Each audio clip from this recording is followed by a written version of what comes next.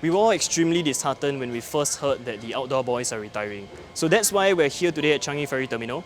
We're going to head off to Pulau Ubin to have our own little outdoor boys survival adventure ourselves.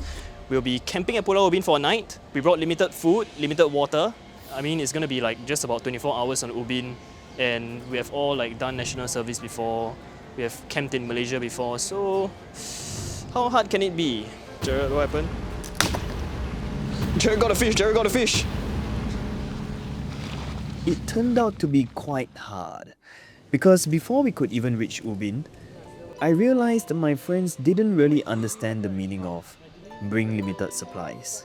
Pretty sure outdoor boys don't bring so many items with them. And we had quite a lot to carry to Ubin.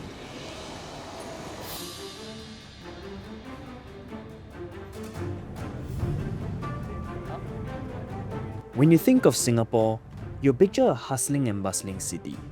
You won't really imagine a scenic place like where most of the outdoor boys' adventures are held. That's why we are heading to Pulau Ubin, a 1,020-hectare island off the eastern coast of Singapore.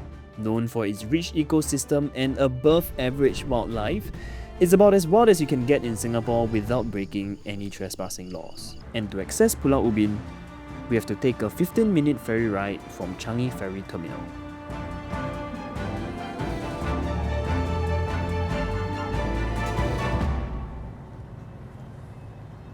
The moment we arrived on Ubin, we met an old friend who brought us some good news. We just met our old friend, Emir. Malay Man and Sailor Boy, yup, check out YouTube. And apparently they caught something. Whoa! Nice, man. Hey, nice seeing you again, man, Emir. Hey, see you. See you guys. Bye. Bye, bro. Pulau Ubin is bigger than you think. Our campsite was located on the other side of the island.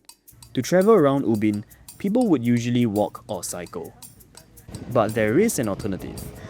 If you are carrying a lot of stuff like us, or you're feeling a little bit lazy like us as well, you can take a taxi located at the jetty to bring you to wherever you want in Ubin.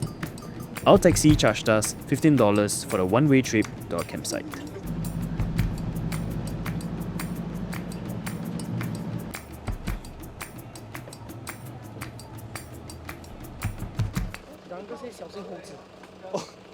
Okay, we are here at Mamam Beach. In Pulau Ubin, there are two campsites, Mamam Beach and Jelutong Beach.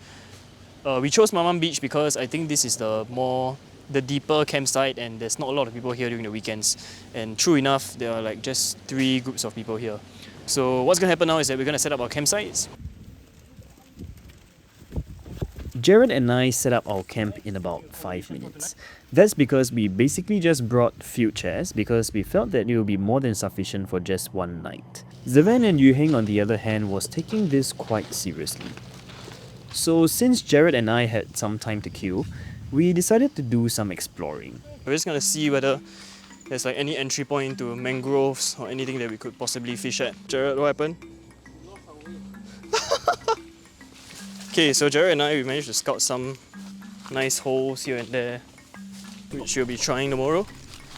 After getting bitten by 1,000 mosquitoes, we were just in time for Yuheng's cooking class for an outdoor boy special. Tepung Gundam.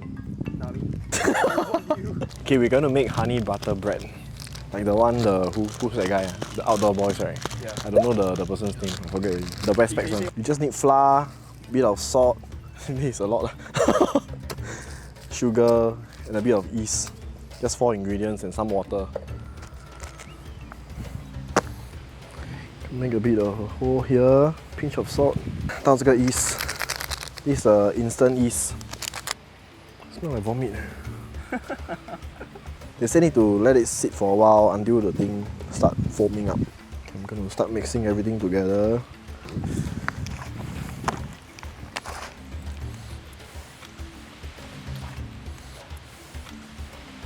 Aluminium 贴变 aluminium foil. It's a very doughy texture now, and it's not so sticky anymore. I'm gonna put this into a Ziploc bag and let it rise for about 2 to 3 hours. 这个是 SAF. While Yuheng was making the bread, we started noticing that people were leaving. And then we found out why. 要下雨，要下雨。快点 Guys, we gotta move, man. Guys, we really gotta move. Move. We saved the bread. After we finished making the bread, it started pouring like mad. Right now it's not that crazy, but it's still like drizzling, and we just want to keep everything dry. So we've shifted to like the only shelter at this area, which is literally like right outside the restrooms. A lot of things went wrong already. The live prawns that we bought earlier all become dead prawn already, because I don't know what happened on the trip along the way here. I think we just didn't keep them alive. We didn't put the air pump in fast enough. So now they're dead. So yeah, everything is really not going to our favor. Eventually the rain stopped, and that's when we decided to do what we do best. Start fishing. Today I'll be using bait fishing technique. So I have this Apollo rig here with me. I bought this from a tackle shop. It's pretty tight. I was planning to use live prawn, the live prawn that we bought from the tackle shop just now. They all died, so I tear them into small pieces. I'm planning to cast around see the current over there, where the current stopped, died down, blocked by the tree there. Probably that place will hold some fish.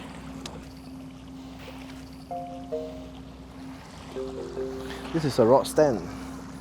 Normally people use this for bait fishing, because you're not going to hold a rod like this all the way, right? You're not luring. So you can put your rod here, just chuck it here. What I like to do is I like to stuck this. So when the fish pull, right, it will just, then you know there's a fish on. Okay, so Yu Heng was using like a more patient approach. Well, for Jared, Zavan and I, we're going to try something different. We're going to try to do a little bit of luring. So Jared and I were using a technique called jigging. Essentially what's happening is that we're using this very heavy stone that's like coloured and also shaped in a way where if it falls in the water, it's going to emit some kind of action like this to mimic a small fish. So the whole idea is that lure will imitate a small fish, and a bigger predator fish will then bite that small fish. So we kind of have to keep moving our lures. What's so good about this technique is that we could cover a lot of ground.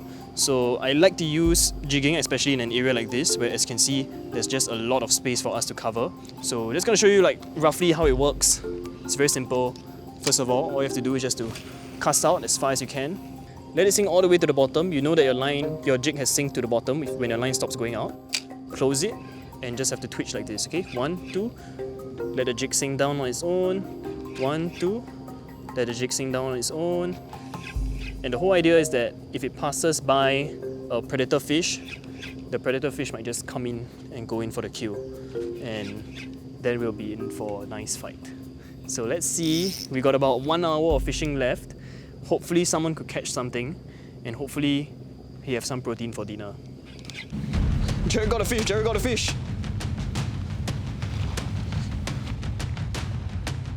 Whoa! Oh my gosh! That's nice! Oh. Woo!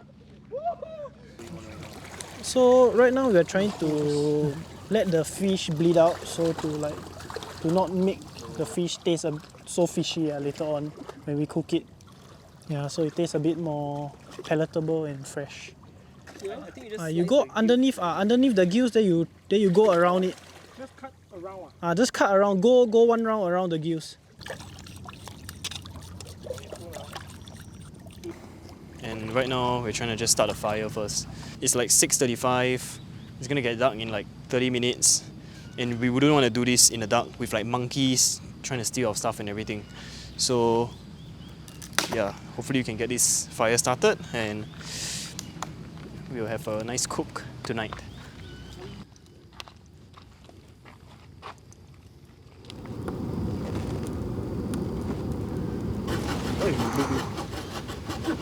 I'm not so sure how long it's going to take doing this, but we already tried to stop him. And he chose to do it right in front of the smoke. While we were busy starting the fire, Jared managed to catch another fish. Oh! Jared got another fish on! Jared just caught a sand whiting. Yeah, so this fish is super delicious, and people also like to use them for stingray. And they're very, very delicious if you pan fry them. Good job. Number 2 for him. And as the sun set, Yu Heng started to receive some inquiries on his once alive prawns.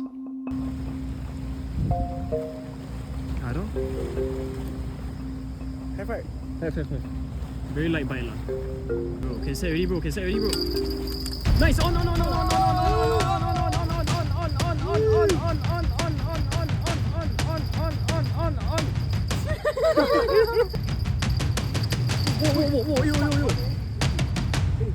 Huh? Lakau! Walao! What? Offer. On or off? On! Go!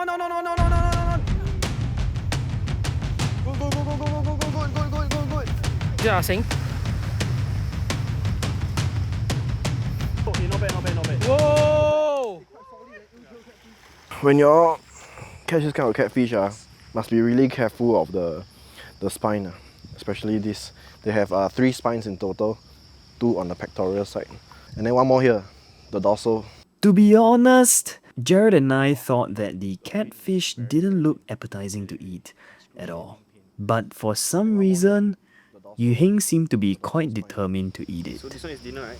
Yeah, this is dinner. So if you caught any of these and you don't want to eat, right, just throw them back into the water. This is dinner. 好吃 bro, 你没有 try 过，你不懂的。 So we reluctantly proceeded to cook our catch. I think you need to more. First, other side. Yeah, baka. It's test time. You try first? Oh, crispy. How's it? Oh, damn solid. Wow, Jared, 你一定要 try. Catfish.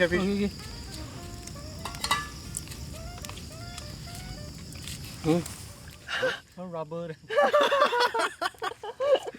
This is a Udo catfish. I've never tried it before in my whole life. Honestly, not too bad, Jared. The Udo catfish not too bad. Tastes like rubber. Like rubber, man. How's the catfish? Oh, it tastes not bad. Not too bad, right, catfish? Yeah. Falling apart. How? Freaking good, ah. Try Taiwan or not? Wow. Wow. I try Taiwan.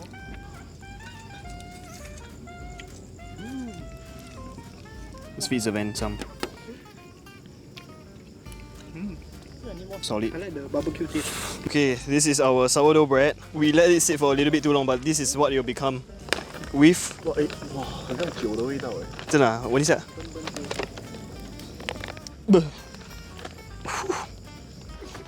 哇！哦 The butter burn already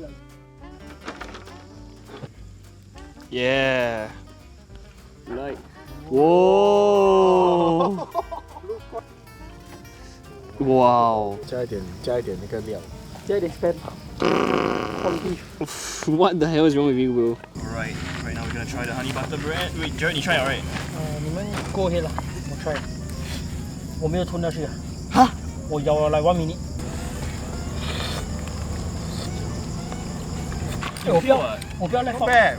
跟你讲，if you're in a jungle, right, and you got nothing to eat, 我 this is a luxury. 那一片。 Yeah, it's nice. The bread was actually quite tasty, but Yu Heng made about 10 pieces of it with about a kilo of flour. And let's just say that that's gonna be our last time having honey butter bread for a while. After having a filling dinner, we decided to continue fishing. I just made my first cast of the night and I managed to hit this barramundi. I thought like I got hooked onto like the fence or something, but I started pulling and yeah, that's crazy. Using a soft plastic lure, prawn, and yeah, I'm just speechless. So we're kind of lazy of cooking already tonight, so if you're not gonna waste the fish, we're gonna put it back. So let's go, Ying.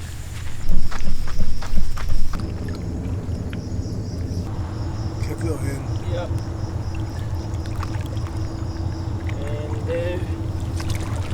And that's just the first cast of the night. We did get a few more misses, but the night was more or less quiet. Jared gave up early and he got a painful lesson for sleeping first.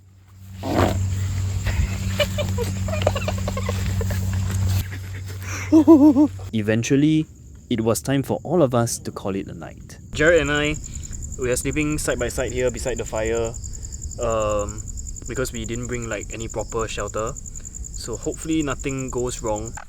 You wear your shirt wrong side. I think it's been very tiring. I hope we have a peaceful night without monkeys. Cause the uncle just now when he sent us here, he told us 小心这里的猴子 Yeah, he told us that. So yeah, hopefully we hope for the best and hopefully there's action tomorrow morning since the tide is good. Okay, good night. Good night. Okay, it is, what's the time now? 2:09.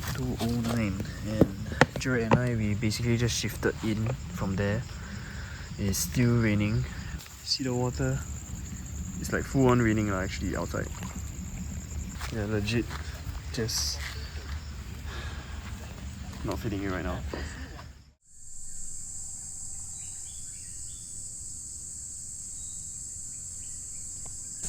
The sleep was very bad. Why was it very bad? Very hard to fall asleep. After I fall asleep at 5 plus, you can wake me up. 可以去厕所吗？ I think Jared and I just had one of the worst sleep in our lives. There are a lot of small bites on my hands, my face. Every single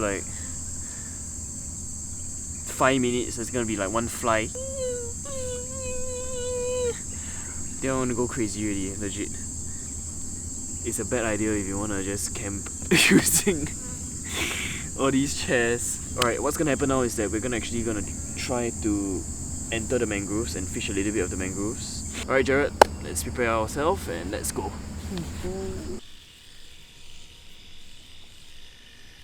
So for most locations in Ubin, low tide is better as the fishes are more concentrated in the mangroves and they are in a way trapped in the mangroves. However, what we noticed was that the water level at the mangroves at Mamam Beach is a lot more shallower compared to other parts of Ubin. And the places where we wrecked it the day before barely had any water in the mangroves at all. So in a way, the fishes kind of moved out of the mangroves and out of this little lagoon at Mamam. So there is a chance where high tide might be better for fishing at Mamam Beach. And in other words, that's probably why we didn't get much bites. But we did saw some pretty cool marine life during the low tide. So we gave up and started packing. Yeah, so when you're camping, especially in anywhere, just make sure you clear up after yourself. Don't leave any trash behind. Because there are also wildlife here, like monkeys and all. They like to rummage through the garbage and mess up the whole camping site. Yeah.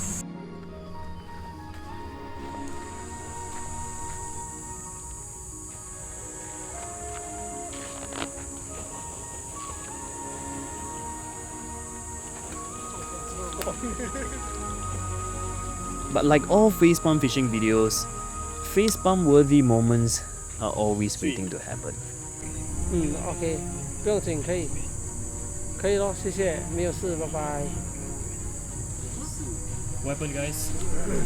What happened? So there's a fallen tree that is blocking the road, then the car cannot come in. So we just felt a bit stubborn and we just decided to walk all the way back to the jetty. Although the outdoor boys won't be making any videos for a while, their videos have taught us valuable lessons for us to go on our own adventures and enjoy the outdoors ourselves. If you enjoyed what you just watched, don't forget to like, comment, subscribe, follow our socials, and we'll see you next time.